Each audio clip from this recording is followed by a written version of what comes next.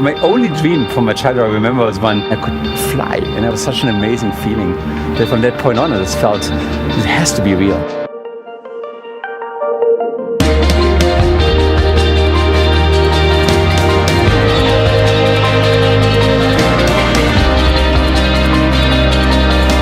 Very few of us have a privilege of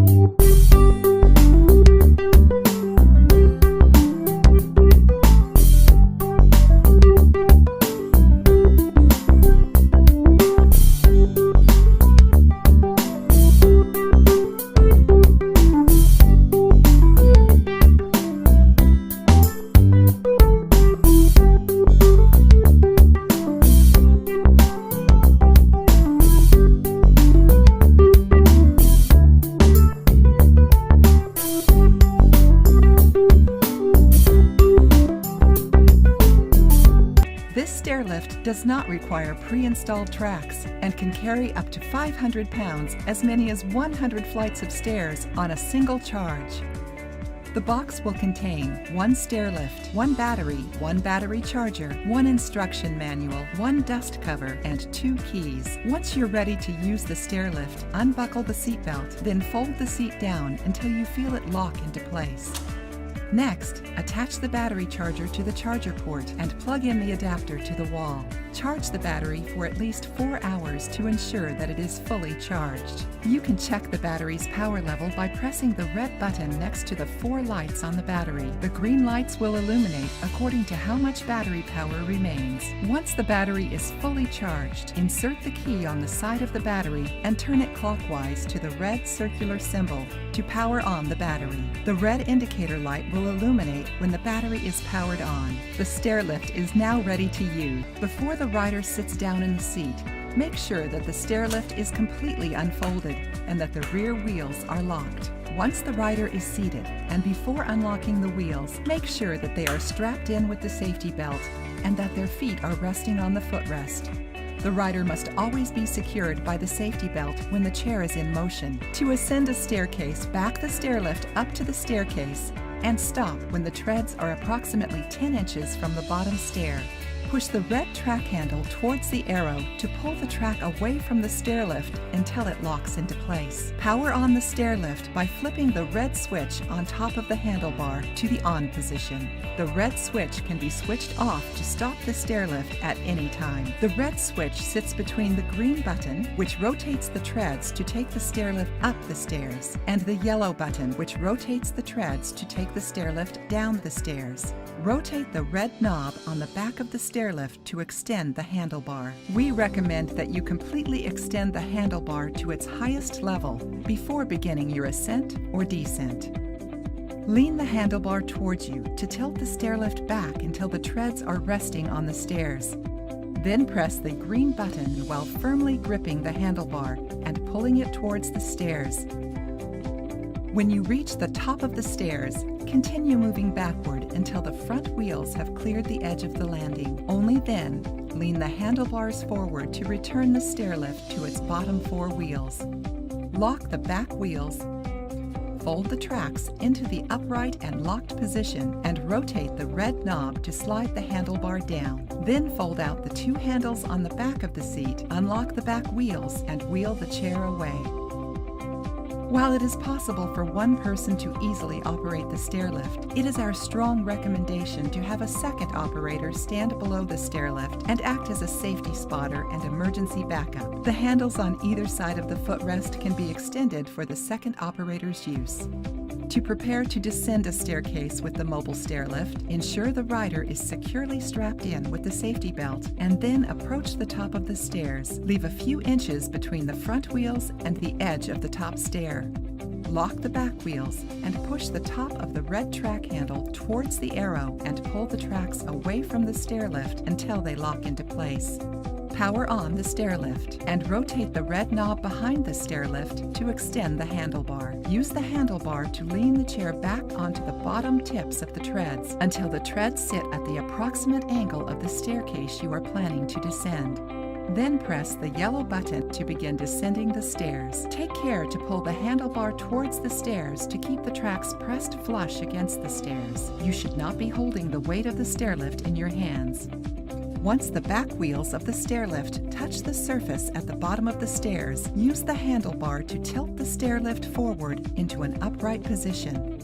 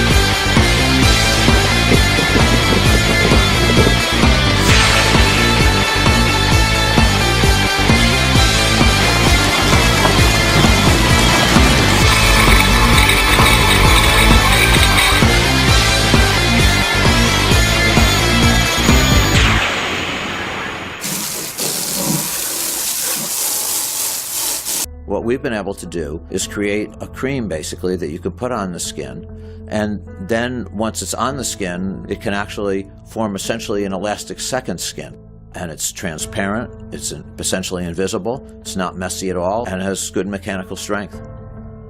The way it works is you put it on in 2 stages. First, you put on this invisible cream on your skin, and that has the polymer in it. And then in the second step, you put on what we call a catalyst, and that causes a cross-linking reaction. And what all this does is it makes a very adherent layer on top of your skin. It's very soft, and yet it's still quite mechanically strong, and it's essentially invisible.